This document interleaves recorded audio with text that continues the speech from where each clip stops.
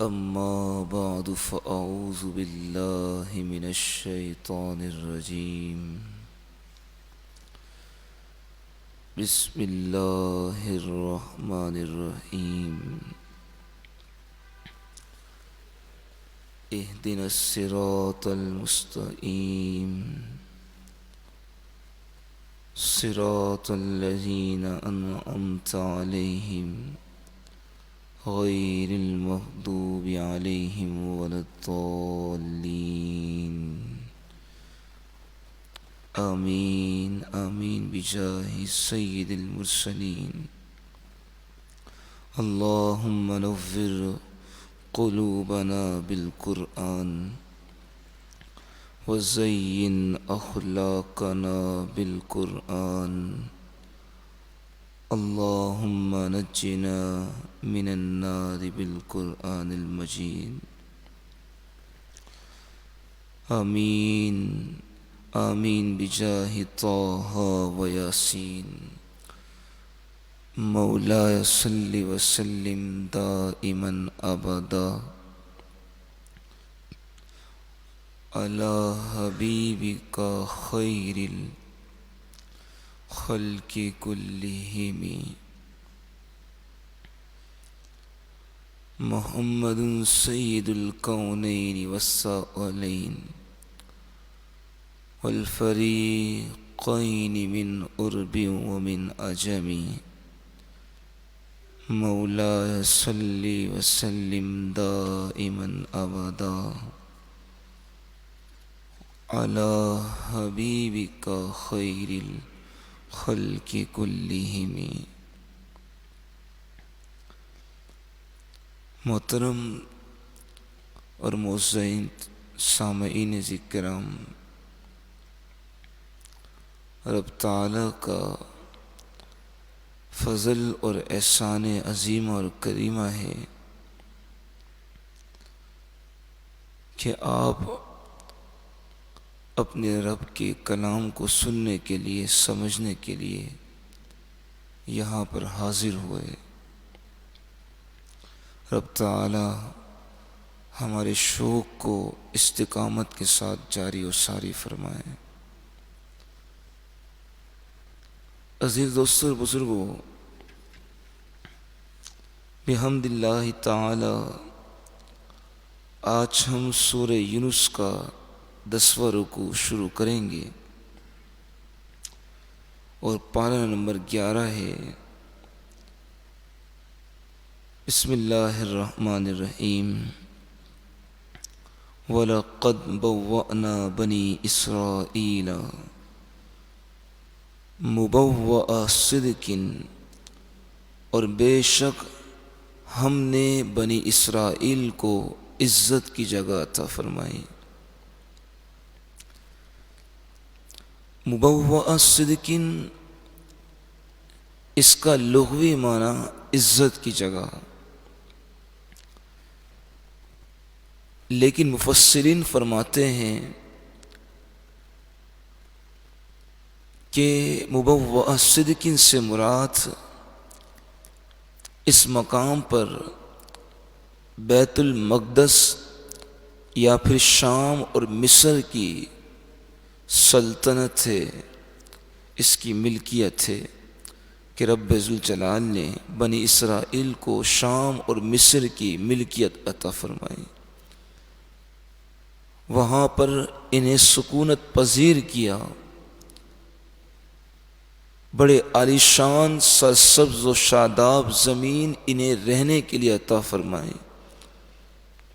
اور پھر وَرَزَقْنَاهُم مِّنَ الطَّيِّبَاتِ، کہ ہم نے انہیں پاکیزہ چیزوں میں سے رزق عطا فرمایا۔ رب تعالی نے بنی اسرائیل پر اپنی بے شمار نعمتوں کا نزول فرمایا، کثیر میوہ جات اور حسین زمینوں سے نوازا، لیکن جب موسیٰ علیہ السلام ان کے پاس توریت لے کر جلوہ فروز ہوئے اور رب ذوالجلال کے احکامات ان کے سامنے پڑے اور اب تعالیٰ کے احکامات انہیں سنائے تو وہ آپس میں اختلاف میں بڑھ گئے۔ موسیٰ علیہ السلام پر اعتراض کیا، آپ کی توریت پر جو آپ لے کر آئے اس کو اختلاف کا نشانہ بنا دیا، اس میں آقا علیہ السلام سے متعلق جو خبریں تھیں اس سے ان کو تکلیف ہونا شروع ہوئی، یہ کون آخر الزمان نبی کی بات کرتے ہو؟ تو رب تعالیٰ نے ان کے انہی کرتوت کی طرف اس مقام پہ اشارہ فرمایا، فَمَخْتَلَفُوا کہ پہلے تو وہ اختلاف میں نہ تھے، حَتَّى جَاءَهُمُ الْعِلْمُ یہاں تک کہ جب ان کے پاس علم آ گیا، وہ توریت موسیٰ علیہ السلام لے کر آئے تو پھر وہ آپس میں اختلاف میں بڑھ گئے۔ ان ربک یقضی بینہم یوم القیامہ بے شک آپ کا رب ان کے درمیان بروز معاشر فیصلہ فرمائے گا، فیما کانوا فیہ یختلفون اس بارے میں جس مسئلے میں وہ اختلاف میں تھے، جس میں وہ آپس میں بڑھ چکے تھے، توریت کے احکامات سے متعلق وہ آپس میں تقسیم ہو چکے تھے۔ فرمائے کہ بے شک تمہارا رب ان کے درمیان بروز معاشر ضرور فیصلہ فرمائے گا۔ فَإِن كُنْتَ فِي شَكٍّ مِّمَّا أَنزَلْنَا إِلَيْكَ اور اے مخاطب اگر تو ان تمام چیزوں سے شک میں ہے جو ہم نے تمہاری طرف نازل کیا، کہ قرآن مجید فرقان حمید کے احکامات اس کتاب اللہ کے فرامین کے متعلق تو شک میں ہے، تو فَاسْأَلِ الَّذِينَ يَقْرَؤُونَ الْكِتَابَ مِنْ قَبْلِكَ تو سوال کر ان لوگوں سے جو تجھ سے پہلے کتاب پڑھتے تھے، وہ توریت زبور انجیل کے قارئین اس کے پڑھنے والے، فرمائے کہ تو ان سے سوال کر کہ ہم نے کس طرح سے منکرین کا عبرتناک انجام کیا ہے۔ لَقَدْ جَاءَكَ الْحَقُّ مِن رَبِّكَ بے شک تمہارے پاس تمہارے رب کی طرف سے حق آ چکا ہے، فَلَا تَكُونَنَّ مِنَ الْمُمْتَرِينَ تو تم شک کرنے والوں میں سے نہ ہو جانا۔ اس مقام پر رب تعالیٰ نے ہمیں تلقین فرمائی، ہم سے مخاطب ہے کہ اے مسلمانوں تم اپنی کتاب سے متعلق شک میں مبتلا ہرگز نہ ہو جانا۔ یہ قرآن مجید فرقان حمید راہ ہدایت ہے، تمہیں نیک راستے پہ چلانے کا ذریعہ ہے، اور اگر تمہیں پھر بھی یقین نہیں آتا تو توریت زبور انجیل کے پڑھنے والوں سے پوچھ لو کہ ہم نے نافرمانوں کے ساتھ کیسا عبرتناک انجام کیا ہے۔ فرمائے کہ وَلَا تَكُونَنَّ مِنَ الَّذِينَ كَذَّبُوا بِآيَاتِ اللَّهِ اور ان لوگوں کی طرح نہ ہو جانا کہ جنہوں نے اللہ کی آیتیں جھٹلا دی، فَتَكُونَ مِنَ الْخَاسِرِينَ تو وہ خسارے والوں میں سے ہو گئے۔ إِنَّ الَّذِينَ حَقَّتْ عَلَيْهِمْ كَلِمَةُ رَبِّكَ بے شک وہ جن پر ثابت ہو گئی تیرے رب کی بات حق کے ساتھ، لا یؤمنون کہ وہ ایمان نہ لائیں گے، وَلَوْ جَاءَتْهُمْ كُلُّ آیَةٍ اور اگر ان کے پاس تمام نشانیاں آ بھی جائیں، حَتَّى يَرَوُا الْعَذَابَ الْأَلِيمَ یہاں تک کہ وہ دردناک عذاب دیکھ بھی لیں، اے محبوب وہ پھر بھی ایمان ہرگز نہ لائیں گے۔ یہاں پر ان منکرین کی طرف اشارہ ہے کہ آقا علیہ السلام کے معجزات دیکھ لیے، حضور کی برکتیں دیکھ لیں، حضور علیہ السلام کی عظمت کے جلوے دیکھ لیے، اس کے باوجود وہ انکار کرتے رہے۔ اگر ایسا ہو جاتا، اگر ایسا ہو جاتا، اگر تمہارے ساتھ فرشتے آ جاتے، تمہارے ساتھ خزانوں کا نزول ہو جاتا تو ہم ایمان لے آتے۔ فرمایا محبوب وہ صرف وہ ڈھونگ رچاتے ہیں، اے محبوب آپ کے ساتھ جو شے بھی نازل ہو جائے وہ پھر بھی آپ پہ ایمان لانے والے نہیں۔ فَلَوْلَا كَانَتْ قَرْيَةٌ آمَنَتْ فَنَفَعَهَا إِيمَانُهَا تو اگر نہ ہوتی کوئی بستی کے ایمان لاتی تو اس کا رب انہیں نفع عطا فرماتا الا قوم یونس، ہاں وہ یونس علیہ السلام کی قوم ہے کہ جنہوں نے گناہ کیا، نافرمانی کی، لیکن رب ذوالجلال کی بارگاہ میں تائب ہو گئے، انہوں نے توبہ کی، رب تعالیٰ سے انہوں نے معافی طلب کی، تو رب تعالیٰ نے قوم یونس کو معاف فرما دیا۔ یونس علیہ السلام اب نینوا نامی قوم کی طرف بھیجے گئے، اور وہ قوم یونس نافرمانی میں مبتلا تھی۔ یونس علیہ السلام انہیں ترغیب دیتے، انہیں واعظ و نصیحت فرماتے، انہیں تبلیغ دین پہنچاتے، لیکن وہ قوم نافرمانی کرتی۔ تو رب تعالیٰ کے حکم سے یونس علیہ السلام نے اپنی قوم میں اعلان کر دیا کہ اگر تم باز نہ آئے تو ان قریب تم پر رب ذوالجلال کی جانب سے عذاب نازل ہو جائے گا۔ تو یونس علیہ السلام جب آپ نے انہیں خبر دی تو وہ قوم نینوا انہوں نے آپس سے مشاورت کی اور کہا کہ اگر آج کی رات یونس ہمارے درمیان نہیں ہوتا اور بستی چھوڑ کر چلا جائے تو سمجھ لینا کہ پھر عذاب آنے والا ہے، کیونکہ یونس کبھی جھوٹ نہیں بولتا۔ رات کا تیسرا پہر تھا، مفسرین فرماتے ہیں یونس علیہ السلام آپ بستی چھوڑ کر بستی سے باہر چلے گئے۔ جب صبح ہوئی تو اس قوم نینوا نے دیکھا کہ آسمان پر ابر بادل چھائے ہوئے ہیں اور عذاب کی تیاری شروع ہو چکی ہے، اور یونس علیہ السلام اب اس بستی میں موجود نہیں، آپ جا چکے ہیں۔ تو قوم نینوا اور رب تعالیٰ کے حضور تائب ہو گئی، اس نے توبہ کر لی اور ٹاٹ کا لباس پہن کر وہ جنگلات میں میدانوں میں نکل گئے، اپنے بچے اور خواتین اپنے چوپایوں کو لے کر میدان کی طرف روانہ ہو گئے، اپنی بڑی بڑی حویلیوں کو چھوڑ دیا۔ حتیٰ کہ مفسرین لکھتے ہیں اگر انہوں نے اپنی عمارت کی تعمیر میں ظلم اور جبریت کی بنیاد پر ایک اینٹ بھی لگائی تھی، وہ بھی نکال کر صاحب حق کو واپس لوٹا دی۔ وہ ایسی قوم تھی کہ رب تعالیٰ نے ان کے مقدر میں توبہ لکھی ہوئی تھی، ان کے نصیب جاگ چکے تھے۔ جب اس قوم نے سچے دل سے توبہ کی، رب تعالیٰ نے انہیں معاف فرما دیا، ان سے عذاب کے بادلوں کو ٹال دیا۔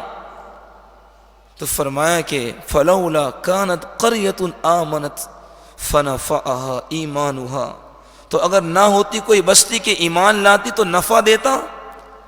ہاں، قوم یونس علیہ السلام وہ ایسی قوم ہے کہ جنہوں نے توبہ کی، ایمان لے آئے، ان کا ایمان لانا ان نفع دے گیا۔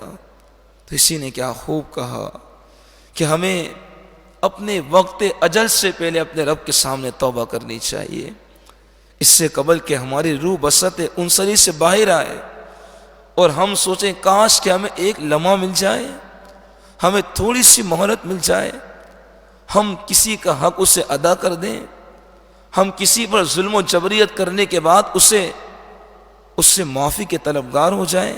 فرمایا نہیں، اس مہلت کی طلبگاری سے پہلے ہم نے اپنے گناہوں کی توبہ کرنی ہے، ہم نے صاحب حق کو حق لوٹانا ہے، ہم نے ایک پیسہ بھی نہ حق کسی سے وصول نہیں کرنا۔ فرمایا کہ لما آمنوا، کہ جب وہ قوم یونس ایمان لے آئی، کشفنا عنہم العذاب الخزی فی الحیات الدنیا، تو ہم نے ان سے دنیا کی زندگی میں ذلت والا عذاب دور کر دیا، ومتعناہم الی حین، اور متمتع کر دیا انہیں ایک مدت تک ہم نے انہیں خوب عطا فرما دیا۔ وَلَوْ شَاءَ رَبُّكَ لَآمَنَ مَنْ فِي الْأَرْضِ كُلُّهُمْ جَمِيعًا، اے محبوب اگر آپ کا رب چاہے کہ اس روئے زمین میں جتنے لوگ کے سب ایمان لے آئیں، تو آپ کا رب اگر چاہے تو سب ایمان لے آئیں گے۔ أَفَأَنْتَ تُكْرِهُ النَّاسَ حَتَّى يَكُونُوا مُؤْمِنِينَ، تو کیا آپ لوگوں کو اس بات پہ مجبور کریں گے کہ وہ سب کے سب ایمان لے آئیں؟ اے محبوب آپ پریشان ہرگز نہ ہو، آپ پہ صرف پیغام پہنچانا ہے۔ آپ نے پیغام حق اپنی قوم کی طرف پہنچا دیا، انہیں تبلیغ دین فرما دی۔ اے محبوب علیہ السلام آپ نے اپنا حق ادا کر دیا، اب آپ پریشان نہ ہو، آپ گھبرائیں مت، آپ نے اپنا فریضہ ادا کر دیا ہے۔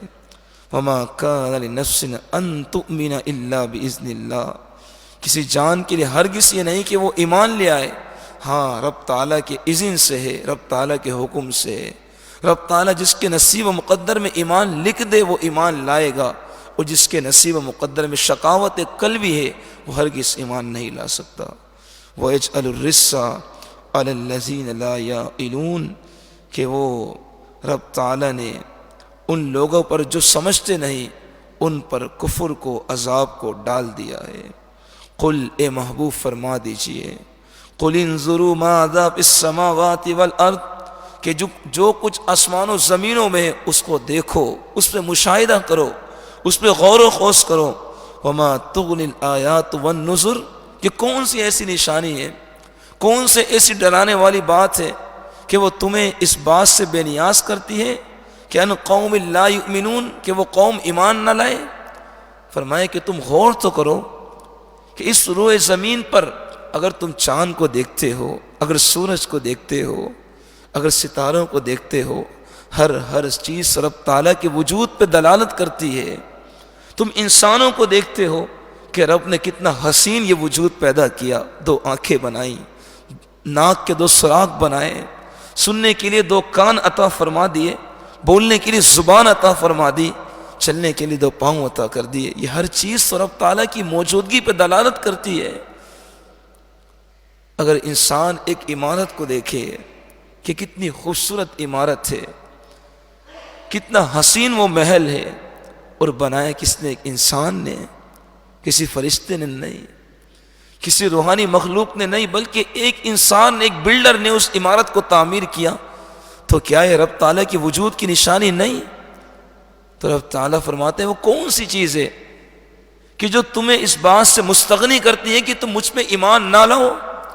ہر شے تو میرے وجود پہ دلالت کرتی ہے، ہر ذرہ تو میرے وجود پہ دلالت کرتا ہے کہ رب نے کتنے مختلف قسم کے کیڑے پیدا کیے، کتنے حشرات پیدا کیے کہ ہماری عقلیں تنگ رہ جاتی ہیں کہ یہ حشر کیسا ہے، رب نے کیسا حسن عطا فرمایا۔ کوئی ہرے رنگ کا ہے، کوئی لال رنگ کا ہے، کوئی سرخ رنگ کا ہے، کوئی سیاہ رنگ کا ہے، کسی میں رب نے مختلف قسم کے رنگ پیدا کر دیے۔ یہ سب چیزیں رب تعالیٰ کے وجود پہ دلالت کرتی ہیں۔ تو ہمیں وہ کون سی شے ہے کہ رب تعالیٰ پر ایمان لانے سے روکتی ہے؟ فرمایا ہرگز نہیں۔ فرمایا کہ فَهَلْ يَنْتَظِرُونَ إِلَّا مِثْلَ أَيَّامِ الَّذِينَ خَلَوْا مِنْ قَبْلِهِمْ، تو کیا وہ انتظار کر رہے ہیں کہ انہیں مگر ان لوگوں سے دنوں کا جو گزر گئے، کہ وہ ان لوگوں کے بارے میں انتظار میں ہیں کہ ان لوگوں کی طرح جن کے دن گزر چکے ہیں، کہ وہ انتظار کرتے رہے کہ ہم پہ کوئی عذاب کی کوئی روشنی ملے، ہمیں کوئی آسمان سے فرشتے آ جائیں، ہمیں وہ بتائیں کہ رائے حق یہ ہے جو محمد مصطفیٰ ایمان لا چکے ہیں، رسول اکرم صلی اللہ علیہ وسلم قرآن مجید لا چکے ہیں، تو ابھی تک ان کی طرح انتظار کر رہے ہیں۔ فرمایا ہرگز نہیں۔ قل، اے محبوب فرما دیجئے، فانتظروا، تم انتظار کرو، انی معکم من المنتظرین، بے شک میں تمہارے ساتھ انتظار کرنے والا ہوں۔ ان قریب دیکھ لینا کہ تم انتظار کرتے رہو گے اور تم پر رب کا عذاب مسلط ہو جائے گا۔ فرمایا ثم ننجی رسولنا والذین آمنوا کذالک، پھر ہم اپنے رسولوں کو اور وہ لوگ جو ایمان لا چکے، ہم ان لوگوں کو تم سے نجات عطا فرما دیں گے۔ حقا علینا ننجی المؤمنین، اور یہ ہم پر ثابت ہے، حق ہے کہ ہم مومنوں کو نجات عطا فرما دیں۔ کہ تم تو انتظار کرتے رہے کہ کاش کے عذاب آئے، ہم دیکھیں کوئی معجزے کا ظہور ہو، چاند کے دو ٹکڑے ہو جائیں، سورج آپ اپنی انگلیوں سے اشارے کر کے ڈبا دیں، ہم تو انتظار کر رہے ہیں۔ فرمایا تم انتظار کرتے رہو، تم اسی انتظار میں مر جاؤ گے، تم پہ عذاب مسلط ہو جائے گا، لیکن صاحب بصیرت اور صاحب فضیلت والا وہ ہے کہ جو اپنے محبوب کو دیکھ کر ایمان لا چکا ہے، حضور کی لائی ہوئی کتاب کو دیکھ کر اس نے ایمان قبول کر لیا، وہ راہ مستقیم پر چل پڑا ہے۔ فرمائے کہ وہی صاحب فضیلت ہے، اور ہم ان صاحب فضیلت کو تم لوگوں سے چھٹکارا عطا فرما دیں گے۔ اس آیت کے ساتھ اس 10ویں رکوع کا اختتام ہوا۔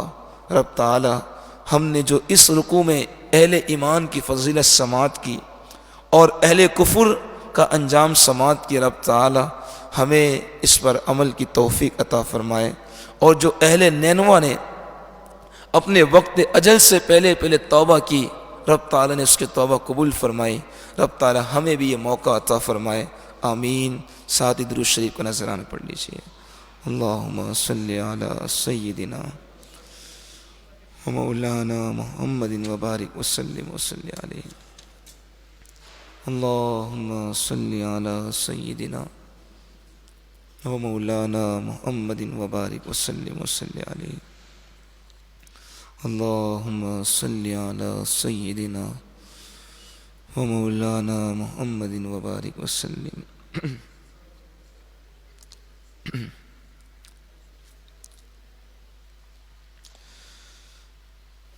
اب 11ویں پارے سورہ یونس کے رکوع نمبر 11 کا آغاز ہوا جاتا ہے۔ بسم اللہ الرحمن الرحیم۔ قل، اے محبوب آپ فرما دیجئے، یا ایہا الناس، اے لوگو، ان کنتم فی شک من دینی، کیا تم میرے دین کے معاملے میں شک میں ہو، کہ تمہیں دین اسلام کے بارے میں شک ہے؟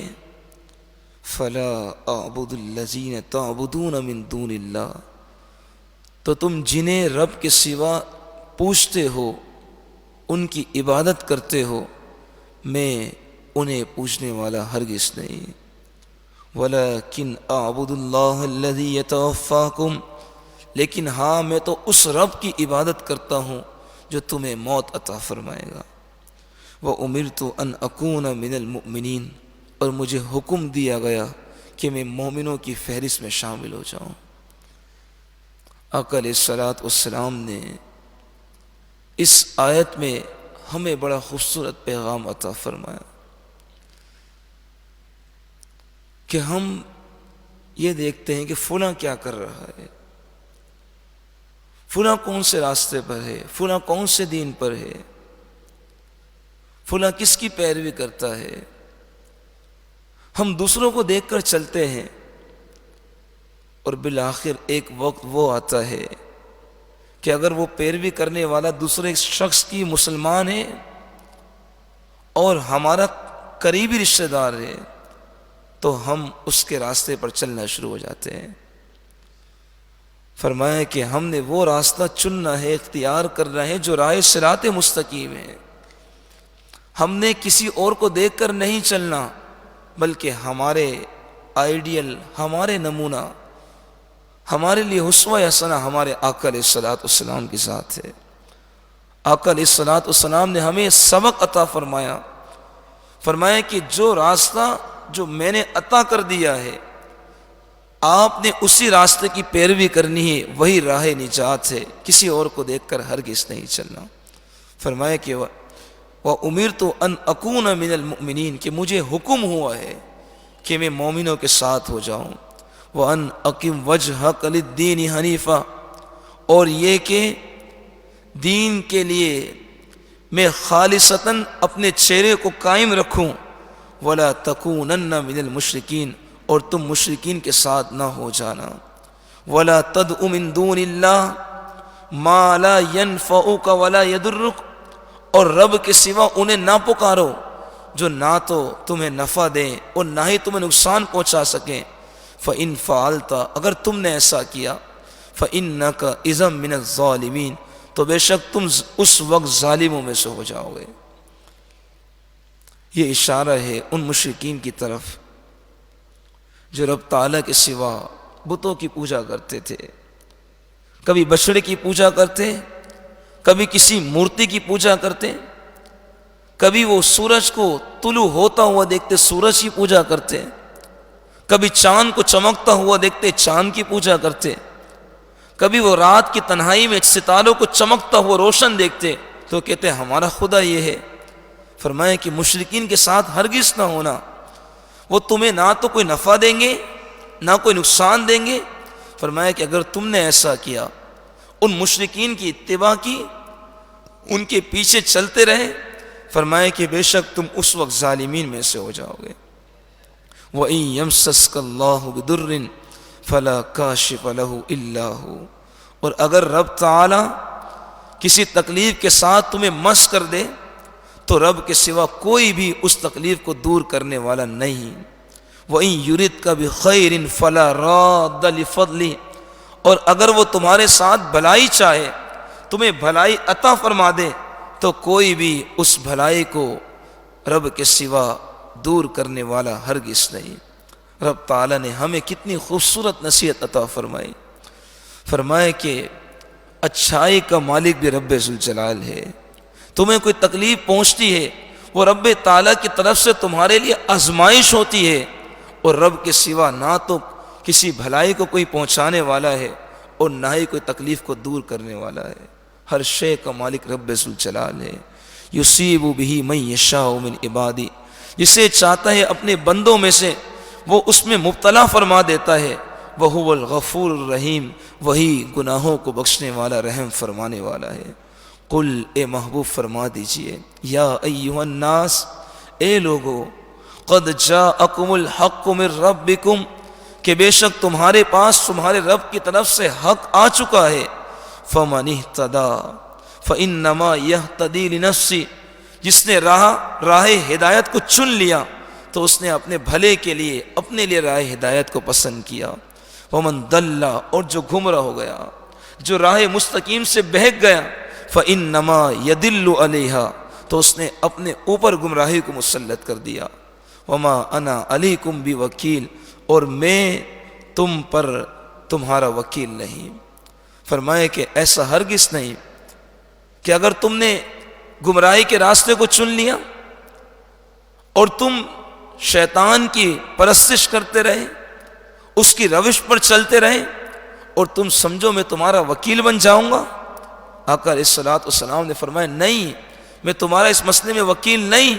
ہاں، اگر تم نے راہ مستقیم کو چنا، تم نے میرے لائے ہوئے ایمان کو اختیار کر لیا، اس پر چل گئے، اس قرآن کی پیروی کر لی، فرمایا ہاں میں تمہاری شفاعت فرماؤں گا۔ یا آقا علیہ الصلوۃ والسلام کا امت مسلمہ سے وعدہ ہے، بس شرط یہ ہے کہ ہمارا خاتمہ ایمان پر ہو، ہمارا خاتمہ آقا علیہ الصلوۃ والسلام کے دین متین کی خدمت پر ہو، ایمان پر خاتمہ ہو۔ آقا علیہ الصلوۃ والسلام کل بروز معاشر اپنے ہاتھوں سے جام کوثر ہمیں عطا فرمائیں گے۔ فرمائے کہ واتبع ما یوحی الیک، جو تمہاری طرف وحی کی گئی اس کی پیروی کرو، واصبر، اور صبر کرو، حتی یحکم اللہ، یہاں تک کہ رب تعالیٰ فیصلہ فرما دے، وہو خیر الحاکمین، اور وہی سب سے بہترین فیصلہ فرمانے والا ہے۔ کتنا خوبصورت پیغام ہے اس رکوع میں ہم سب کے لیے، کہ ہم نے اپنے رب کی ذات پہ بھروسہ کرنا ہے، ہم نے مشرکین کی پیروی نہیں کرنی، ہم نے رب کے سوا کسی اور کی اتباع نہیں کرنی۔ ہمیں جب صراط مستقیم مل چکی ہے، ہمیں ہدایت کا راستہ مل چکا ہے، ہمارے محبوب مکرم شاہ بنی آدم نے اس صراط مستقیم ہمیں دکھا بھی دیا، بتا بھی دیا، دونوں راستے بیان کر بھی دیے، تو اب یہ ہمارا نصیب و مقدر ہے کہ ہم کس راستے کو چنتے ہیں۔ لیکن بھلائی اسی راستے پر ہے کہ جو اہل ایمان کا راستہ ہے، جو اہل فضیلت والوں کا راستہ ہے۔ رب تعالی ہمیں اسی صراط مستقیم پر چلنے کی توفیق عطا فرمائے۔ ساتھ اس رکوع کا اختتام ہوگا آواز بلند درود شریف کا نذرانہ پیش کریں۔ اللہم صلی علی سیدنا و مولانا محمد وبارک وسلم وصلی علیہ۔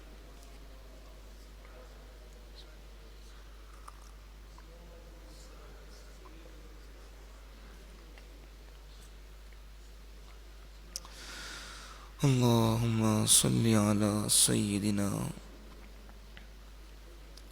ومولانا محمد وبارک وسلم۔ اللہم صلی علی سیدنا ومولانا محمد وبارک وسلم۔ صلاۃ وسلام علیک یا رسول اللہ وعلی آلک واصحابک یا حبیب اللہ۔ بسم اللہ الرحمن الرحیم۔ سورہ ہود کا آغاز ہے، اور سورہ ہود یہ مکی سورت ہے، مکۃ المکرمہ میں نازل ہوئی۔ 130 آیتیں اور 10 رکوع ہیں اس پوری سورہ ہود میں، اور اس کا نام ہود اس لیے رکھا گیا کیونکہ اس سورت میں رب تعالی نے قوم عاد کا تذکرہ کیا، حضرت ہود علیہ السلام کی قوم کا تذکرہ کیا، تو اسی مناسبت سے اس سورت کا نام سورہ ہود رکھا گیا۔ بسم اللہ الرحمن الرحیم۔ الف لام را، یہ حروف مقطعات ہیں۔ کتاب احکمت آیاتہ، کہ وہ رب جس کی آیتیں حکمت بھری ہیں،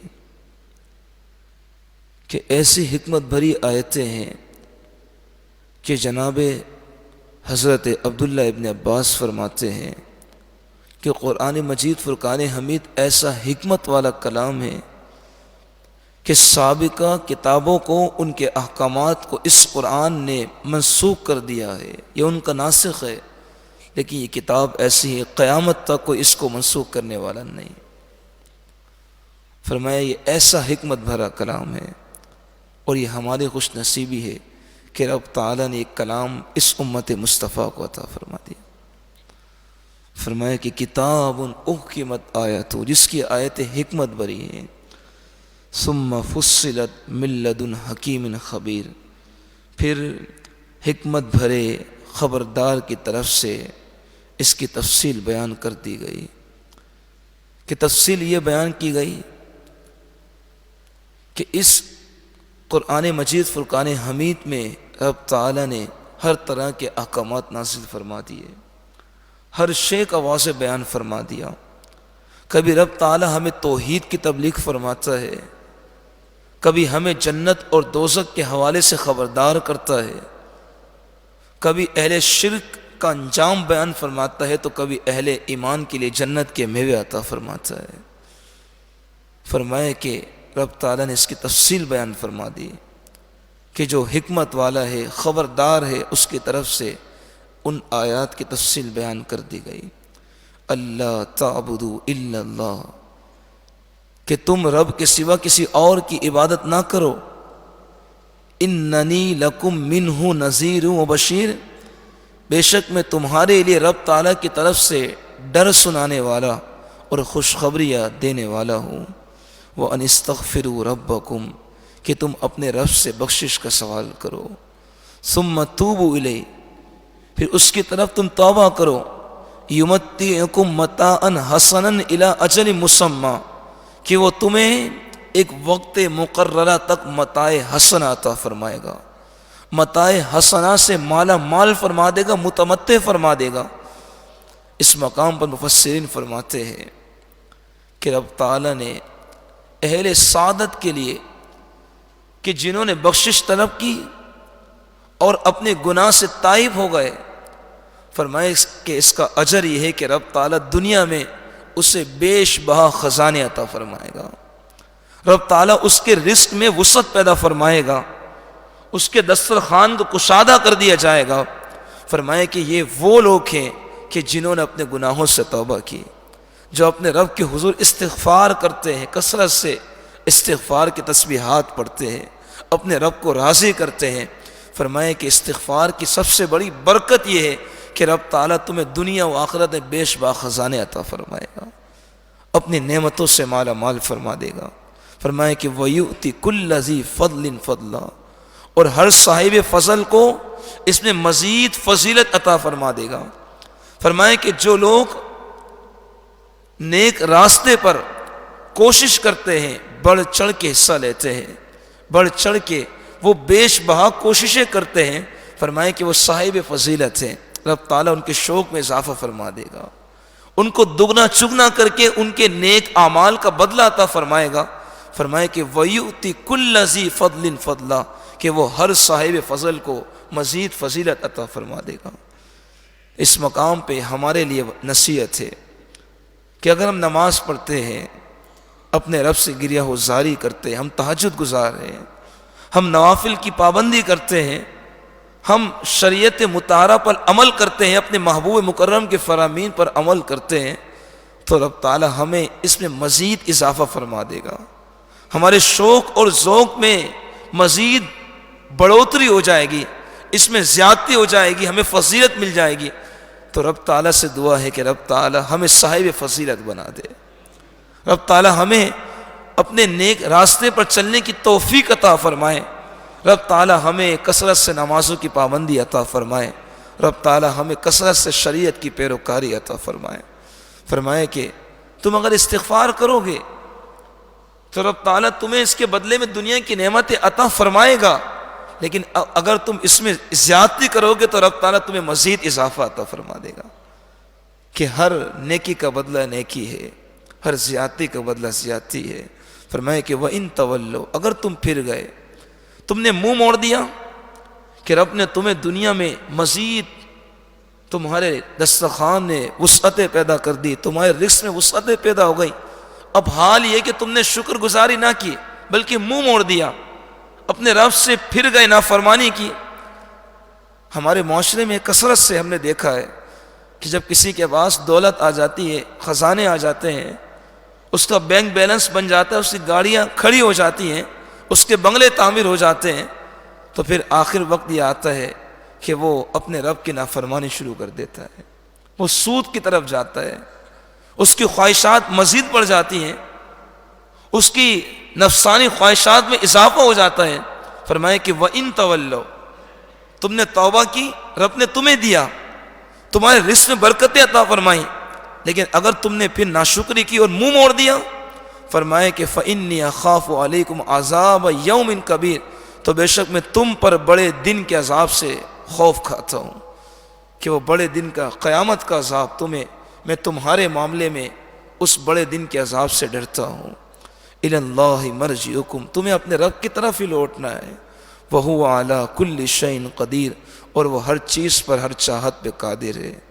أَلَا إِنَّهُمْ يَسْنُونَ صُدُورَهُمْ لِيَسْتَخْفُوا مِنْهُ، خبردار وہ اپنے سینے دوہرے کرتے ہیں، چوڑے کرتے ہیں، کہ تاکہ وہ چھپائے رکھے اپنی باتیں رب تعالیٰ سے۔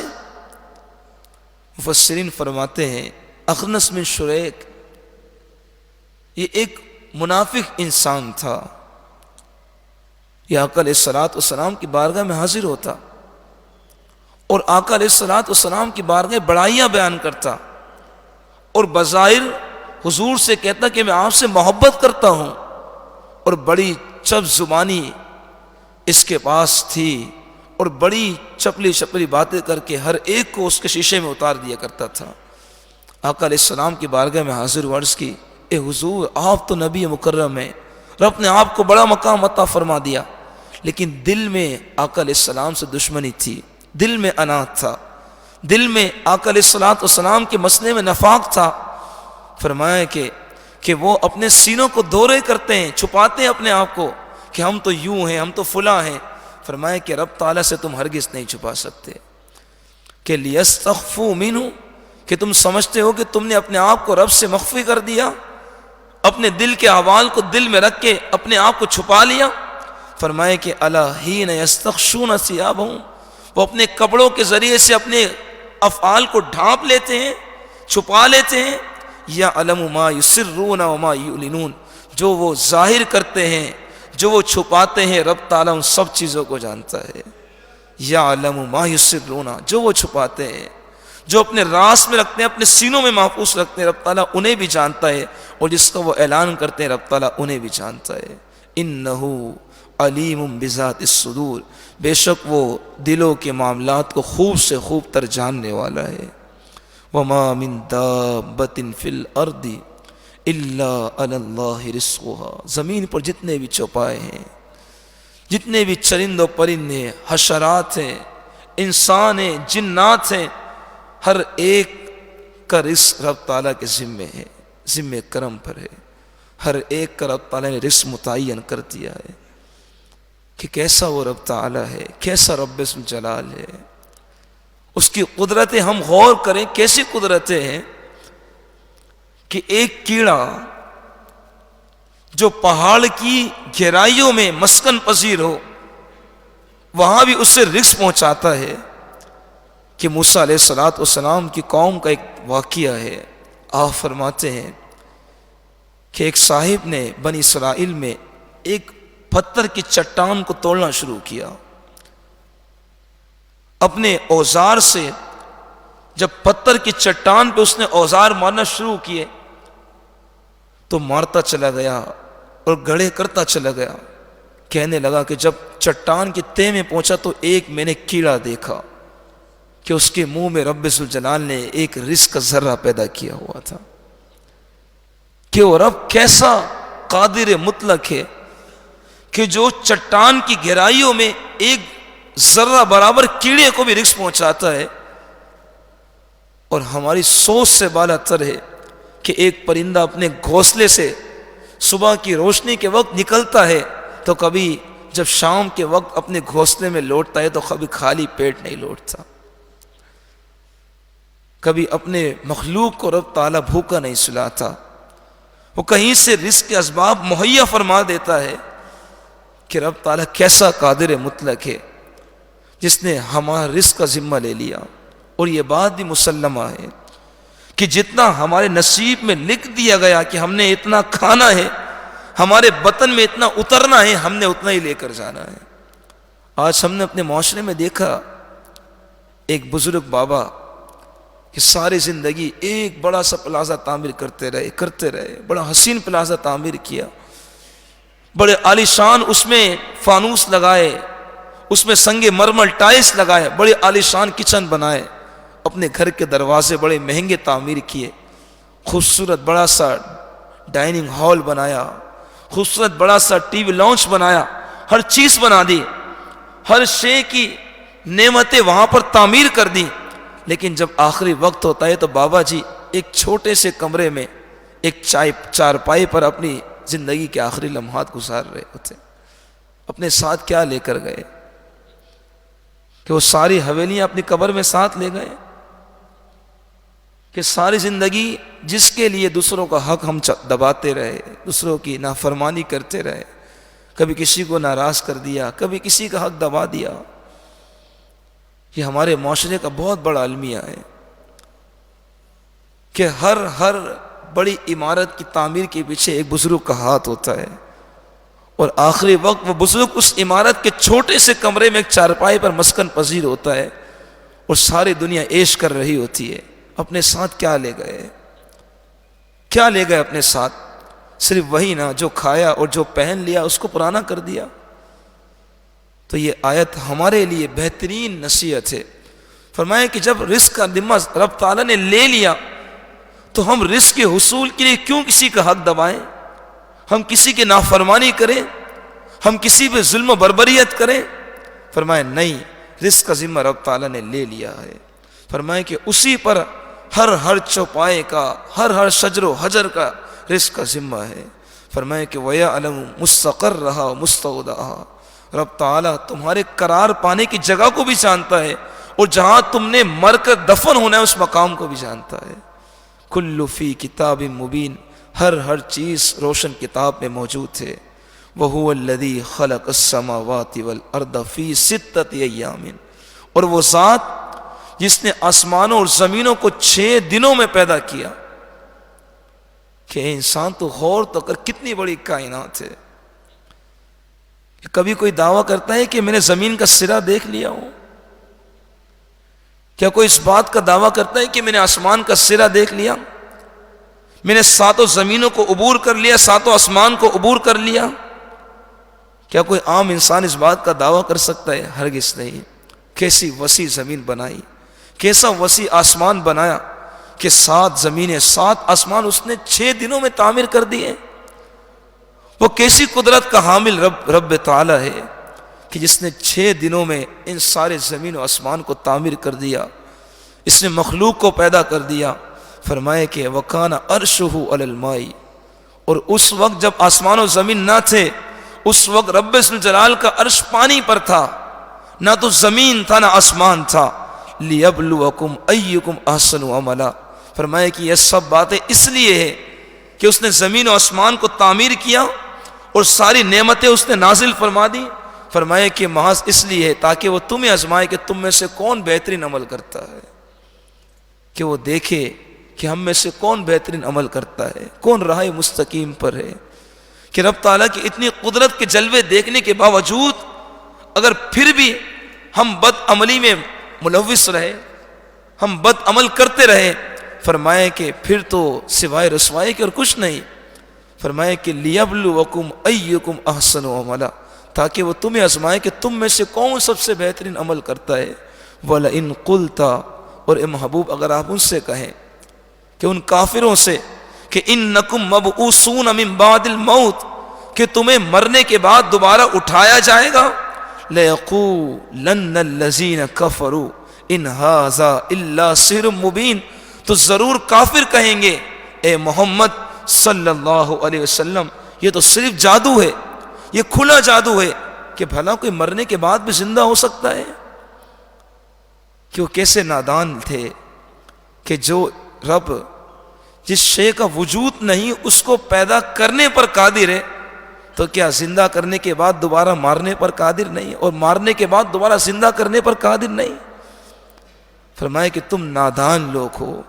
وَلَئِنْ أَخَّرْنَا عَنْهُمُ الْعَذَابَ إِلَىٰ أُمَّةٍ مَّعْدُودَةٍ، اور اگر اے محبوب ہم ان کافر قوم سے ایک مدت معدودہ تک عذاب کو مؤخر کر بھی دیں تو پھر بھی ان کا حال یہ لَيَقُولُنَّ مَا يَحْبِسُهُ، تو ضرور کہیں گے کون ہے جس نے عذاب کو روک دیا؟ اے محمد عربی آپ تو کہتے تھے کہ عذاب نازل ہوگا، عذاب کہاں چلا گیا؟ عذاب تو نازل نہ ہوا. فرمائے کہ پھر بھی وہ نافرمانی کریں گے، پھر بھی وہ آپ پہ اعتراض کریں گے. فرمائے ناشکری قوم ہے، ان کو کسی حال میں چین نہیں. الا یوم یاتیہم لیس مصروفا عنہم، فرمائے کہ جس دن روکا خبردار، جس دن ان پر آئے گا ان سے پھیرا نہ جائے گا. وَحَاقَ بِهِم مَّا كَانُوا بِهِ يَسْتَهْزِئُونَ، اور وہ عذاب ان پر مسلط ہو جائے گا. یہ وہ عذاب وہ ہے جس پر وہ استہزاء کرتے تھے، عذاب کا مذاق بنایا کرتے تھے. فرمائے کہ وَحَاقَ بِهِم، ان پر وہ عذاب غالب آ جائے گا.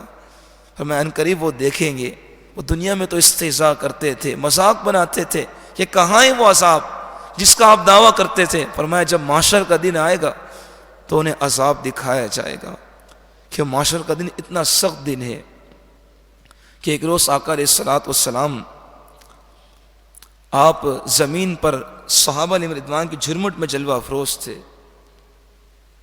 آقا علیہ الصلوۃ والسلام نے فرمایا کہ میرے صحابہ تم نے کوئی آواز سنی، کوئی دھمک کی آواز سنی؟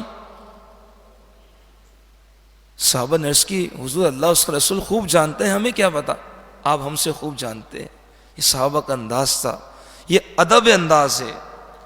صحابہ اگر کوئی بات جانتے بھی ہوتے تو عرض کرتے حضور آپ خوب جانتے ہیں، ہمیں کیا پتا. آقا علیہ الصلوۃ والسلام نے فرمایا کہ ایک جہنم کی گہرائیوں میں پتھر پھینکا گیا تھا کہ ایک روایت کے مطابق 70 سال پہلے وہ پتھر پھینکا گیا تھا.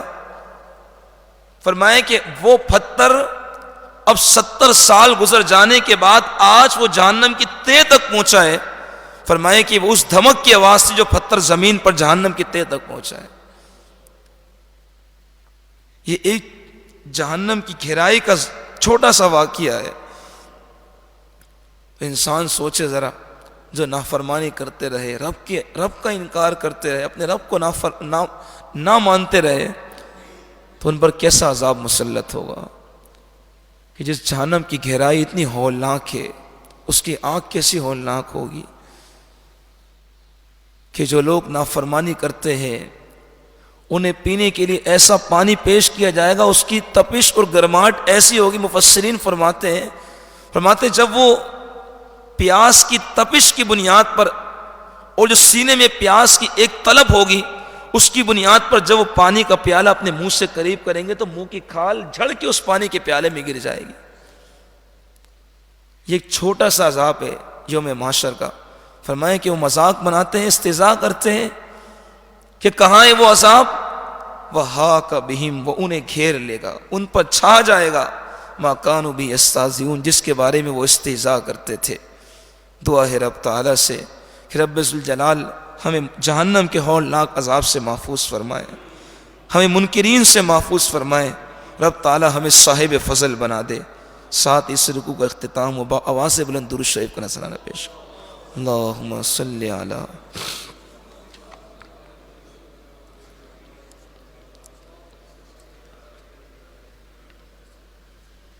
اللہم صلی علی سیدنا و مولانا محمد وبارک وسلم وصلی علیہ.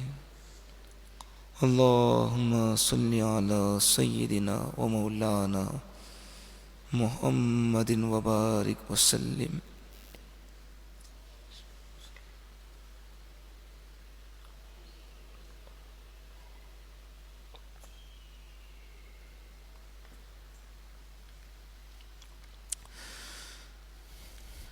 اب سورہ ہود کا دوسرا رکوع ہے اور پارہ نمبر 12 ہے. بسم اللہ الرحمن الرحیم. وَلَئِنْ أَذَقْنَا الْإِنسَانَ مِنَّا رَحْمَةً اور اگر ہم انسان کو اپنی رحمت کا مزہ بھی چکھا دیں. ثم نزعناها منه پھر ہم اس سے وہ مزہ چھین لیں. انه لیئوس کفور تو یقیناً وہ نا امید اور ناشکر ہوگا. یہاں پر رب تعالی نے انسان کی فطرت کو بیان کیا ہے. اگر ہم اپنے معاشرے پہ غور کریں, رب تعالیٰ کی طرف سے ہم پر کوئی رحمت کا نزول ہوتا ہے, کوئی رحمت کی بارش ہو جائے یا کوئی رحمت کا نزول ہو جائے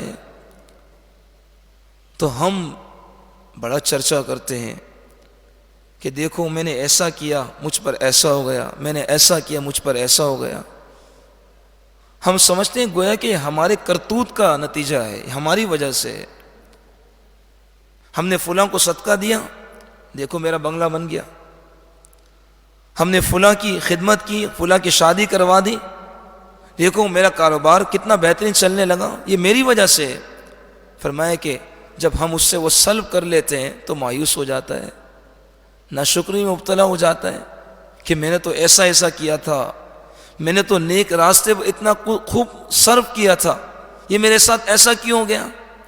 فرمایا کہ انسان کی فطرت ہے, جب اس سے ہم رحمتوں کی بارش کرتے ہیں تو شکر ادا کرتا ہے کہ میری وجہ سے میں نے ایسا کیا, اس کا نتیجہ ہے. اور جب اس سے سلب کر لیتے ہیں تو کہتا ہے کہ یہ کیا ہوا. فرمایا کہ وَلَئِنْ أَذَقْنَاهُ نَعْمًا بَعْدَ ضَرَّاءَ مَسَّتْهُ اور اگر ہم اسے تکلیف پہنچنے کے بعد جو اسے پہنچی کوئی نعمتیں عطا فرما دیں, نعمتوں کے ذائقے چکھا دیں, لَيَقُولَنَّ ذَهَبَ السَّيِّئَاتُ عَنِّي ضرور وہ کہتا ہے کہ یہ برائی جو چلی گئی یہ میری وجہ سے, یہ میرے کرتوت کا نتیجہ ہے کہ جو یہ سیئات اور برائیاں مجھ سے چلی گئیں. انہو لفرح فخور بے شک وہ خوش ہونے والا اور بڑی بڑائیاں مارنے والا ہے. انسان کی فطرت ہے. اگر آج ہم اپنا محاسبہ کر کے دیکھیں تو شاید ہمارا بھی حال یہ ہو, شاید ہمارے معاشرے میں بہت سی مثالیں مل جائیں کہ اگر ہم کوئی اچھا عمل کر دیں اس کے نتیجے میں ہمیں کچھ مل جائے دنیا کی زندگی میں تو ہم سوچتے ہیں کہ دیکھو ہمارے اچھے عمل کا نتیجہ ہماری وجہ سے ہم نے کیا تھا. رب تعالیٰ فرماتے ہیں نہیں, یہ میری نعمت ہے جو میں نے تمہیں عطا فرما دی ہے, یہ میری طرف سے ہے. میں جس سے چاہوں اسے نفع کا مالک بناؤں, جس سے چاہوں نقصان کا مالک بنا دوں, سب میری طرف سے ہے. یہ تمہارا اپنی ذات کا کوئی فائدہ نہیں بلکہ میری طرف سے تم پر رحمتوں کی بارش ہے, فرمایا کہ الا الذین صبروا وعملوا الصالحات، مگر وہ لوگ جنہوں نے صبر کیا اور اچھے عمل کیے، اولئک لہم مغفرۃ، یہی وہ لوگ کہ جن کے لیے بخشش ہے، واجر کبیر، اور بڑا اجر ہے۔ فلعلک تارک بعد ما یوحی الیک، تو کیا تم چھوڑ دو گے بعض حصہ وحی کا جو تمہاری طرف ہو، وضائق بہ صدرک، اور آپ کا دل تنگ دل ہو جائے گا ان کافروں کی باتوں سے، کہ ان یقولوا لولا انزل علیہ کنز، کہ وہ کافر کہتے ہیں کہ اے محبوب آپ کے ساتھ کوئی خزانہ کیوں نازل نہ ہوا، او جاء معہ ملک، یا پھر آپ کے ساتھ کوئی فرشتہ آ جاتا۔ یہ ایک شخص عبداللہ بن امیہ نامی ایک انسان کافر تھا، آقا علیہ السلام کی بارگاہ میں حاضر ہوا، عرض کی اے نبی مکرم شفیع معظم، اگر آپ کے ساتھ کوئی فرشتہ نازل ہو جاتا یا آپ کے ساتھ کوئی خزانے، کوئی مال و دولت کا ڈھیر انبار لگ جائے، اگر ایسا ہو تو ہم آپ پہ ایمان لے آئیں گے۔ تو آقا علیہ السلام سے رب تعالیٰ نے فرمایا کہ اے محبوب ان کی باتوں سے پریشان نہ ہو، اگر ہم آپ کے ساتھ فرشتہ بھیج بھی دیں یا پھر آپ کے ساتھ ہم خزانے کے انبار لگا بھی دیں، فرمایا پھر بھی ان کا حال یہ ہے کہ یہ لوگ ایمان نہیں لانے والے۔ یہ ناشکری قوم ہے کہ ان کے کہنے پر ہم نے آپ کے ہاتھوں سے چاند کے 2 ٹکڑے نہ کر دیے، کیا ان کے کہنے پر ہم نے آپ کے ذریعے سے معجزات کا ظہور نہ کیا، کیا آپ نے قوم نوح کو نہ دیکھا، آپ نے قوم یونس کو نہ دیکھا کہ وہ قوم کہتی تھی کہ آپ اس پہاڑ سے اونٹنی نکالیں، اور اونٹنی اس حال میں ہو کہ اپنے ساتھ بچہ لے کر آئے، وہ دودھ دے، ہم اس کے دودھ سے لطف اندوز ہوں۔ جب ان پر وہ اونٹنی بھیج دی گئی، پہاڑ سے چیر کے اونٹنی نکال دی گئی، پھر بھی انہوں نے نافرمانی کی۔ فرمایا کافر قوم ناشکری قوم ہے، یہ صرف دعوے کرتے ہیں، صرف اعلان کرتے ہیں آپ ایسا کر دیں ایسا کر دیں۔ فرمایا نہیں محبوب، اگر ہم آپ کے ساتھ فرشتہ بھیج بھی دیں اور آپ کے ساتھ خزانے کے انبار لگا بھی دیں، یہ پھر بھی آپ پر ایمان لانے والے نہیں۔ آپ تنگ دل نہ ہو، ان کی باتوں سے پریشان نہ ہو۔ فرمایا کہ آپ ان سے کہیں انما انت نذیر، در حقیقت آپ تو ڈر سنانے والے ہیں، واللہ علی کل شیء وکیل، اور اللہ ہر چیز پر محافظ ہے۔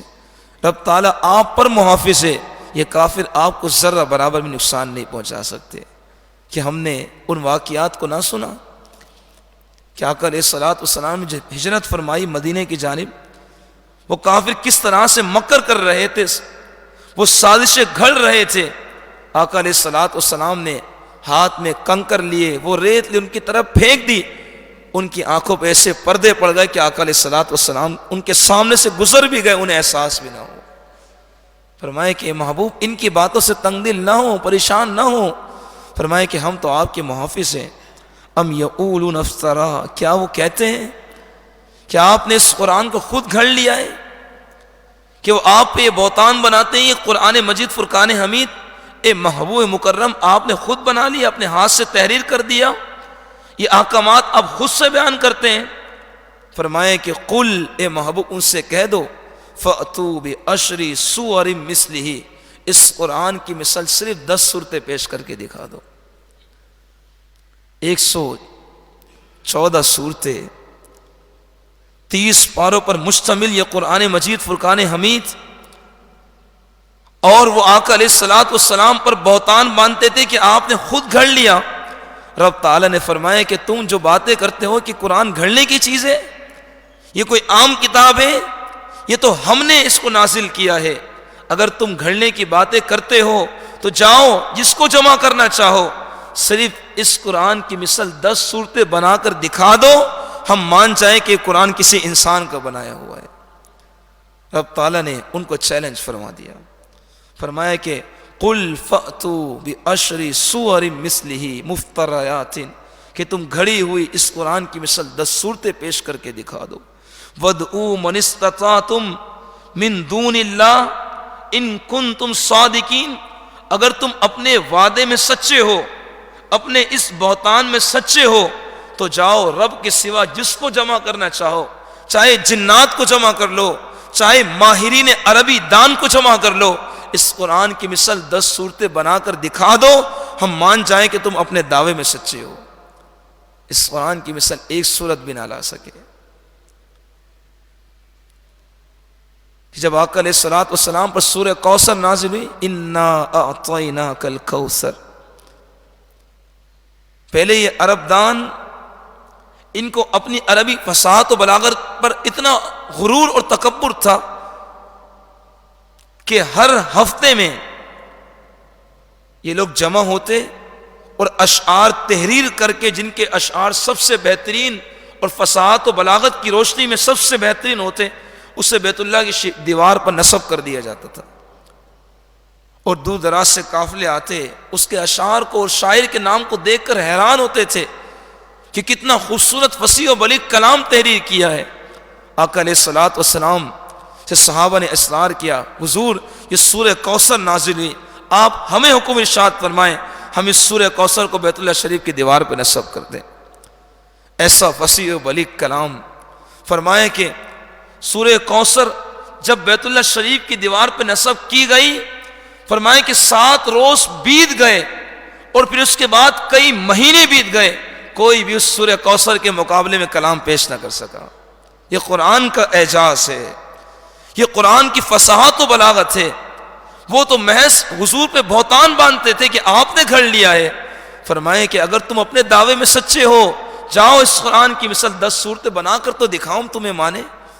رب تعالیٰ نے انہیں چیلنج فرما دیا، فرمائے کہ فَإِن لَّمْ يَسْتَجِيبُوا لَكُمْ، اے محبوب اگر وہ تمہیں جواب نہ دیں، فَاعْلَمُوا، تو تم جان لو، انما انزل بعلم اللہ، در حقیقت یہ اللہ کے علم سے نازل کیا گیا ہے، وَأَلَّا إِلَٰهَ إِلَّا هُوَ، کہ اللہ کے سوا اور کوئی نہیں، تم اسی کی عبادت کرو۔ فَهَلْ أَنْتُمْ مُسْلِمُونَ، کیا تم اب بھی تم مانو گے اس بات کو، اب بھی تم اس بات کو تسلیم نہ کرو گے؟ فرمائے کہ من کان یرید الحیات الدنیا وزینتها، کہ جو دنیا کی زندگی میں وہ دنیا کو چاہے، دنیا کی نعمتیں چاہے، دنیا کی زینت کو چاہے، تو نوفی الیہم اعمالہم فیہا، ہم اسے ان کے اعمال کا پورا پورا بدلہ دنیا میں عطا کر دیں گے۔ وہم فیہا لا یبخسون، وہ اس میں کم نہ کیے جائیں گے، کہ جو انہوں نے دنیا کی زندگی میں عمل کیے محض اس لیے کہ ہمیں دنیا میں اس کا بدلہ مل جائے، ہمیں اس کا عوض دنیا کی نعمتوں سے مل جائے، تو یہ مثال تو در حقیقت کافروں کی ہے کہ وہ دنیا میں بڑا صدقہ و خیرات کرتے ہیں، چیریٹی کرتے ہیں، کسی کی مدد کر دی، کسی کے ساتھ تعاون کر دیا، لیکن ان کا مقصد یہ ہوتا ہے کہ ہمیں دنیا کی نعمتیں مل جائیں۔ فرمایا کہ اگر تم دنیا کی نعمت کی نیت سے کرتے ہو تو ہم دنیا میں تمہیں پورا پورا بدلہ عطا کر دیں گے، لیکن سن لو پھر آخرت میں اس کا کوئی بدلہ نہیں۔ اور اگر نیت یہ ہو کہ رب تعالی ہمیں اس کا آخرت میں بدلہ عطا فرمائے، ہمیں آخرت میں اس کا اجر عطا فرمائے، رب تعالی ہم سے راضی ہو جائے، وہ رب اتنا غفور الرحیم ہے، وہ ہمیں دنیا میں بھی بدلہ عطا فرمائے گا اور آخرت میں ہی بدلہ عطا فرمائے گا۔ صرف نیت کا فرق ہے۔ اگر دنیا کی واہ واہ کے لیے ہم چاہیں گے تو دنیا کی واہ واہ تو مل جائے گی، لیکن پھر آخرت میں کوئی بدلہ نہیں ملے گا۔ فرمایا کہ جو دنیا کی واہ واہ چاہتے ہیں ہم دنیا میں پورا پورا بدلہ عطا کر دیں گے، لیکن پھر سن لو آخرت میں اس کا کوئی بدلہ نہیں۔ اولئک الذین لیس لہم فی الآخرہ الا النار، یہی وہ لوگ کہ ان کے لیے آخرت میں سوائے جہنم کی آگ کے اور کچھ نہیں۔ وحبط ما صنعوا فیہا، اور جو کچھ انہوں نے دنیا کی زندگی میں کیا سب کچھ ضائع ہو گیا۔ وباطل ما كانوا يعملون، اور وہ جو عمل کرتے ہیں وہ سب کا سب نیست و نابود ہے، وہ سب کا سب عمل ان کو رد کر دیا جائے گا۔ افمن كان على بینۃ من ربہ ویتلوہ شاہد منہ، تو کیا وہ جو اپنے رب سے روشن دلیل پر ہوں اور ظاہر ہو اللہ کی طرف سے کوئی گواہ، کہ کتاب موسیٰ امام و رحمہ، کہ موسیٰ علیہ السلام کی کتاب ان کے لیے پیشوا ہو اور رحمت ہو، کیا وہ لوگ بہتر ہیں؟ اولئک یؤمنون بی، اور وہ لوگ جو ایمان لائیں کیا وہ لوگ بہتر ہیں، یا پھر وہ لوگ کہ وَمَن يَكْفُرْ بِهِ مِنَ الْأَحْزَابِ فَالنَّارُ مُوعِدُهُ، کہ وہ لوگ جو انکار کرتے ہیں اس رب تعالیٰ کا اور رب تعالیٰ کی جماعت کا انکار کرتے ہیں، فرمائے کہ جہنم کی آنکھ ہی ان کا وعدہ ہے، ان کا ٹھکانہ ہے۔ فرمائے کہ رب تعالیٰ نے یہاں پر دونوں گروہ کا تذکرہ فرمایا۔ فرمایا ایک گروہ تو وہ تھا کہ اگر حضور علیہ السلام کی امت کی بات کی جائے تو وہ اہل ایمان تھا، قرآن مجید پر ایمان رکھنے والا تھا۔ اگر موسیٰ علیہ السلام کے زمانے کی بات کی جائے تو توریت پر ایمان رکھتا تھا، موسیٰ علیہ السلام کی نبوت کو تسلیم کرتا تھا۔ فرمائے کہ ایک گروہ تو یہ اہل ایمان کا ہے اور دوسرا گروہ اہل کفر کا ہے۔ فرمائے ان دونوں میں سے کون سا بہتر ہے؟ فرمائے کہ در حقیقت اہل ایمان ہی بہتر ہے۔ فلا تکو فی مریۃ منہ، تم رب تعالیٰ کے معاملے میں شک میں نہ ہونا۔ انہ الحق من ربک، بے شک وہ حق ہے تیرے رب کی طرف سے۔ ولیکن اکثر الناس لا یؤمنون، لیکن اکثر لوگ اس بات پر ایمان نہیں رکھتے۔ رب تعالیٰ نے یہاں پر دونوں راستوں کا تذکرہ فرما دیا، ایک راستہ اہل ایمان کا، دوسرا اہل کفر کا۔ فرمائے کہ ومن اظلم ممن افترا علی اللہ کذبا، اس سے بڑا ظالم کون ہوگا جس نے رب تعالیٰ پر جھوٹا بہتان باندھا؟ کہ کافر رب تعالیٰ پہ بہتان باندھتے تھے کہ رب تعالیٰ کا بیٹا ہے، عیسیٰ علیہ السلام کو رب تعالیٰ کا بیٹا مانتے تھے، کوئی عزیر علیہ السلام کو رب تعالیٰ کا بیٹا مانتے تھے، اور نعوذ باللہ رب تعالیٰ کے لیے بیوی کا تصور کرتے تھے، رب تعالیٰ کے لیے وہ مزید برے خیالات پیدا کرتے تھے۔ فرمائے کہ اس سے بڑا ظالم کون ہوگا جس نے رب تعالیٰ پر جھوٹا بہتان باندھا؟ اولئک یعرضون علی ربہم، یہی وہ لوگ ہیں جو اپنے رب کے حضور پیش کیے جائیں گے۔ ویقول الاشہاد، اور گواہ کہیں گے، انبیاء اور فرشتے کہیں گے، ہؤلاء الذین کذبوا علی ربہم، یہی وہ لوگ ہیں جنہوں نے اپنے رب پر جھوٹا بہتان باندھا، اپنے رب پر جھوٹ کہا۔ الا لعنت اللہ علی الظالمین، خبردار ظالمین پر رب تعالیٰ کی لعنت ہے۔ فرمائے کہ جو رب پہ بہتان باندھے، جھوٹ گھڑے، فرمائے کہ وہ سب سے بڑا ظالم ہے۔ الذین یصدون عن سبیل اللہ، وہ لوگ جو رب کے راستے سے روکیں، وَيَبْغُونَهَا عِوَجًا، اور رب کے راستے میں کجی تلاش کریں۔ فرمائے کہ وَهُمْ بِالْآخِرَةِ هُمْ كَافِرُونَ، فرمائے کہ وہ آخرت سے منکر ہو چکے ہیں، وہ آخرت سے انکار کرنے والے ہیں۔ اولئک لم یکونوا معجزین فی الارض، یہی وہ لوگ کہ زمین میں عاجز کرنے والے نہیں، زمین میں کسی کو عاجز نہ کر سکیں گے۔ وما کان لہم من دون اللہ من اولیاء، اور رب کے سوا ان کا کوئی ولی نہیں، ان کا کوئی کارساز نہیں، کوئی نہیں ان کی مدد کرنے والا رب کے سوا۔ یضاعف لہم العذاب، ان کے لیے عذاب کو بڑھ چڑھ کے ان میں عذاب دیا جائے گا، عذاب میں اضافہ کر دیا جائے گا۔ ما کانوا یستطیعون السمع، وہ نہ تو سننے کی قوت رکھتے تھے، وما کانوا یبصرون، اور نہ ہی وہ آنکھ والے تھے۔ فرمایا کہ جب اتنا کچھ ہم نے دکھا دیا، اتنی عظیم نعمتیں ہم نے دکھا دی، ہر چیز روز روشن کی طرح واضح ہو چکی ہے، وہ پھر بھی اس بات کو تسلیم نہیں کرتے۔ فرمایا گویا کہ ایسے ہیں کہ وہ اندھے ہیں، وہ نابینا ہیں، وہ گونگے ہیں، وہ بہرے ہیں، کہ سب کچھ دیکھنے کے بعد بھی نصیحت قبول نہیں کرتے۔ فرمائے کہ وما کانوا یبصرون، وہ آنکھ والے نہیں۔ اولئک الذین خسروا انفسهم، یہی وہ لوگ ہیں جنہوں نے اپنی جانوں کو ہلاکت میں ڈال دیا، خسارے میں ڈال دیا۔ وضل عنہم ما کانوا یفترون، اور کھوئی گئی ان سے وہ تمام چیزیں جس کا وہ افترا کرتے تھے، وہ تمام باتیں باطل ہو گئیں کہ جو رب تعالیٰ پہ انہوں نے جھوٹ باندھا، آقا علیہ السلام سے متعلق جھوٹ گھڑا کہ آپ نے قرآن کو اپنی طرف سے باندھ لیا ہے، قرآن کو اپنی طرف سے پیدا کر دیا ہے۔ فرمایا کہ وہ تمام باتیں باطل ہو گئیں۔ اب جب محشر کا دن سجے گا، وہ قیامت کا دن قائم ہوگا، یہ تمام کے تمام لوگ خسارے میں ہوں گے، انہوں نے اپنی جان کو ہلاکت میں ڈال دیا ہے۔ لا جرم انہم فی الآخرۃ هم الاخسرون، کہ لازمی طور پر وہ آخرت میں زیادہ نقصان میں ہیں، زیادہ نقصان اٹھانے والے ہیں۔ ان الذین آمنوا وعملوا الصالحات، بے شک وہ لوگ جو ایمان لائے، انہوں نے اچھے اعمال کیے، وَأَخْبَتُوا إِلَىٰ رَبِّهِمْ، اور رجوع ہوئے اپنے رب کی طرف، اولئک اصحاب الجنہ، یہی لوگ جنتی ہیں، ہم فیہا خالدون، یہ اس میں ہمیشہ رہنے والے ہیں۔ مثل الفریقین کالاعمی والاصم والبصیر والسمیع، فرمائے کہ ان دونوں گروہ کی مثالیں، جو اہل ایمان اور جو اہل کفر ہیں، ان دونوں گروہ کی مثالیں ایسی ہیں، فرمائے جیسا کہ نابینا ہو، فرمائے بہرا ہو، اور آنکھ والا اور کان والا ہو۔ فرمائے جس نے نصیحت کو قبول کیا وہ تو اندھا ہو گیا، وہ تو بہرا ہے کہ سب کچھ سننے اور دیکھنے کے باوجود نصیحت قبول نہیں کرتا۔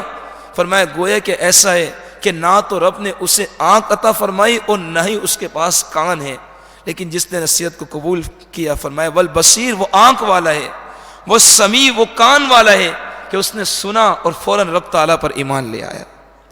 یہ اہل سعادات ہیں، جن کو رب تعالیٰ نے ایمان کی دولت عطا فرما دی۔ ہمیشہ ہمیں اس دولت پر رب تعالیٰ کا شکر ادا کرنا چاہیے کہ رب تعالیٰ نے ہمیں اہل ایمان بنایا، رب تعالیٰ نے ہمیں اپنا شکر گزار بنایا، رب تعالیٰ نے ہمیں اپنے محبوب علیہ الصلوۃ والسلام کے دین متین پر چلنے کی توفیق عطا فرمائی، اور سب سے بڑی توفیق ہمیں رب نے یہ عطا فرمائی کہ صبح کی سردی کے لمحات میں ہم اس کے قرآن کو سننے کے لیے جمع ہوتے ہیں۔ ہمیں اس نعمت پر ہمہ وقت شکر ادا کرنا چاہیے۔ یقین جانیے رب کی بڑی نعمت ہے کہ رب نے اپنے قرآن کو سمجھنے کے لیے آپ سب کو چن لیا ہے۔ رب تعالی ہمیں اس پر استقامت عطا فرمائے۔ فرمائے کہ حل یستویان مثلا، کہ یہ دونوں گروہ برابر ہو سکتے ہیں، کہ جنہوں نے نصیحت کو سنا اور قبول کر لیا، اور وہ گروہ نصیحت کو سننے کے بعد انہوں نے انکار کر دیا۔ فرمایا کیا دونوں برابر ہو سکتے ہیں؟ فرمایا افلا تذکرون، کیا تم نصیحت نہیں پکڑتے؟ ہرگز یہ دونوں گروہ برابر نہیں ہو سکتے۔ جو اہل ایمان ہے وہ جنت کے میوے پا گئے، اور جو اہل کفر ہیں وہ جہنم کی وادیوں میں دھکے کھاتے رہیں گے۔ رب تعالی ہمیں اہل ایمان کی فہرست میں جگہ عطا فرمائے۔ آج کے درس میں جو ہم نے سنا، رب تعالی ہمیں اس پر عمل کی توفیق عطا فرمائے۔ رب تعالی ہم سب کے تمام ظاہری باطنی گناہوں کو معاف فرمائے، ہمیں نور قرآن سے منور فرمائے، ہمیں قرآن کے صدقہ و طفیل ہمیں اس راستے پر استقامت عطا فرمائے، ہمیں اہل کفر سے نجات عطا فرمائے۔ آمین وآخر دعوانا الحمدللہ رب العالمین۔ پھر دعا ہوگی۔ اللہم صلی علی سیدنا و مولانا محمد وبارک وسلم۔ اللہم ربنا تقبل منا انک انت السمیع العلیم وتب علینا انک انت التواب الرحیم۔ اللہم ربنا ہب لنا من ازواجنا وذریاتنا قرۃ اعین وجعلنا للمتقین اماما۔ اللہم ربنا انا نسألک شفاعت حبیبک محمد صلی اللہ علیہ وسلم۔ اللہم ربنا یسر لنا امورنا کلہا۔ اے کریم مالک و مولا، آج کی حاضری کو قبول و منظور فرما۔ یا ربنا اس قرآن کے درس کا صدقہ و طفیل ہم سب کے گناہوں کو بخش دے، ہم سب کی خطاؤں کو درگزر فرما دے، ہم سب کے والدین کی بخشش فرما، ہم سب کے دوست و احباب اعزاء و قرابا کے گناہوں کو معاف فرما دے۔ یا ربنا یا ربنا یا ربنا اس نور قرآن کا صدقہ تمام لا علاج مریضوں کو صحت تندرستی عطا فرما۔ اے مولا بے اولادوں کو اولاد نرینہ عطا فرما دے۔ اے مولا جن بچیوں کے رشتے نہیں آتے ان کو نیک گھرانوں سے رشتے عطا فرما دے۔ یا ربنا جن کے بچے نافرمان ہیں ان پر شقاوت غالب ہے، مولا اس قرآن کے نور کا صدقہ مولا ان کو اپنے والدین کا فرما بردار بنا دے۔ یا ربنا یا ربنا ہم سب کو دین متین کی خدمت کرنے کی توفیق عطا فرما، ہمیں قرآن کا سچا خادم بنا دے، ہمیں قرآن کی تفسیر سے سچی محبت عطا فرما۔ یا ربنا ہم سب کے روزی روزگار میں برکتوں کا نزول فرما، ہم سب کے معاشی مسائل کو بہتر سے بہتر حل فرما دے۔ یا ربنا ہمیں ہر طرح کی برائی سے محفوظ فرما دے، ہمیں ہر طرح کی برائی سے نجات عطا فرما۔ یا ربنا ہمیں عاشقان مصطفیٰ کی فہرست میں شامل فرما دے، ہمیں حضور کا سچا غلام بنا دے، ہمیں حضور کا سچا عاشق بنا دے، ہمیں حضور کی محبت میں فنائیت عطا فرما، ہمیں حضور کی محبت میں اپنا سب کچھ قربان کرنے کا جذبہ عطا فرما۔ یا ربنا دشمنان اسلام کو نیست و نابود فرما دے۔ اے کریم مالک و مولا دشمنان اسلام کو دنیا میں عبرت کا نشان بنا دے۔ یا ربنا حضور کے گستاخوں کو عبرت کا نشان بنا دے۔ یا ربنا اس قرآن کا صدقہ مولا جو حاضر ہیں سب کے گھروں میں اپنی رحمت کا نزول فرما۔ اے مولا سب کو سکون کی نعمت عطا فرما، سب کو اطمینان قلبی کی نعمت عطا فرما۔ یا ربنا ہم سب کے دسترخوان کو کشادگی عطا فرما، ہمیں دین متین شریعت مطہرہ پر عمل کی پیروی عطا فرما، ہمیں آقا علیہ الصلوۃ والسلام کی سنت کا پیکر بنا، ہمیں حضور کی سیرت پر عمل کی توفیق عطا فرما۔ یا ربنا ہم سب کے مرحومین کی بخشش فرما دے۔ اے کریم مالک و مولا، اے کریم پروردگار، مفتی محمد امین قادری صاحب آج ان کا عرس ہے۔ اے مولا حضرت مصطفیٰ حیدر حسن میاں صاحب دامت برکاتہم، اے کریم پروردگار ان ہستیوں کا آج عرس ہے مولا۔ اے کریم پروردگار حضرت علامہ حافظ قاضی مصعب ردوی رحمت اللہ تعالی علیہ ان نیک ہستیوں کا عرس ہے مولا۔ اے کریم پروردگار اس قرآن کا ثواب انہیں سال کرتے ہیں قبول و منظور فرما۔ اے مولا ان کے فیوز و برکات ہم سب کو عطا فرما۔ اے مولا ان کے درجات کو بلند فرما دے۔ اے مولا حافظ قاضی حسین رضوی رحمت اللہ علیہ کے عشق مصطفیٰ کا صدقہ مولا ہم کو بھی ایسی جرت و بہادری عطا فرما، ہم کو بھی ایسا عشق مصطفیٰ عطا فرما۔ اے کریم پروردگار اس تحریک کو کامیابی عطا فرما۔ اے کریم مالک و مولا اس دین کو تختہ دار تک پہنچا دے۔ اے مولا اس دین کو خوب سے خوب برکتیں اور رحمتیں اور ترقی عطا فرما دے۔ اے کریم پروردگار اس ملک پاکستان میں اسلام کا نظام نافذ فرما دے۔ اے کریم مولا جو کچھ مانگا مانگنے سے عطا فرما، جو نہ مانگ سکے بن مانگے عطا فرما۔ یا ربنا جو احباب اس تفسیر قرآن کا اہتمام کرتے ہیں مولا، اور اس مسجد کی انتظامیہ یہاں کے امام صاحب اور تمام معاونین مولا سب کے رزق میں اپنے رحمت کا نزول فرما دے۔ اے کریم پروردگار، اے کریم پروردگار، اے کریم مالک و مولا، اے کریم مالک و مولا ہم سب کو بار بار مدینہ شریف کی حاضری عطا فرما، ہمیں حضور کے روزے کے جلوے عطا فرما، ہمیں بار بار طواف کعبہ عطا فرما دے۔ اے مولا ہمیں بار بار آقا علیہ الصلوۃ والسلام کے جلوے عطا فرما، ہمیں حج مبرور کی حاضری عطا فرما، ہمیں عمرہ مقبول کی سعادت عطا فرما دے۔ ان اللہ و ملائکتہ یصلون علی النبی یا ایہا الذین آمنوا صلوا علیہ وسلموا تسلیما۔ اللہم صل علی سیدنا و مولانا محمد وبارک وسلم۔ سبحان ربک رب العزت عما یصفون وسلام علی المرسلین والحمد للہ رب العالمین۔